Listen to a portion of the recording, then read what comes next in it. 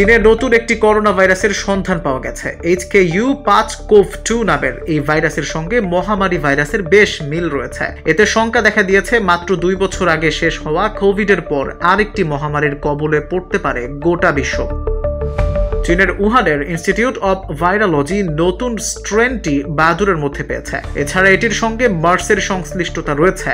Mars corona virus বেশ শক্তিশালী একটি ভাইরাস, যেটিতে আক্রান্ত ব্যক্তিদের 4 ভাগের 3 ভাগই মারা যায়। নতুন করোনা ভাইরাসটির সন্ধান দিয়েছেন সংক্রামকবিদ শি ঝেংলি। করোনা ভাইরাস নিয়ে কাজ করেন বলে তিনি ব্যাট ওমেন নামে পরিচিত।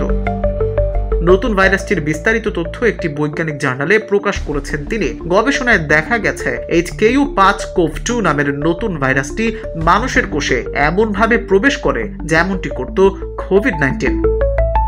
সংক্রামকবিদ শি ঝেংলি জানিয়েছেন, এই ভাইরাসটিতে মানুষের আক্রান্ত হওয়ার ঝুঁকি অনেক বেশি। এদিকে চলতি বছরের শুরুতে চীনে ছড়িয়ে পড়া হিউম্যান মেটানিউমো ভাইরাস নিয়েও শঙ্কা তৈরি হয়। পরে বিশেষজ্ঞরা জানান এটি একটি সাধারণ ভাইরাস, এ নিয়ে আতঙ্কিত হওয়ার কিছু নেই।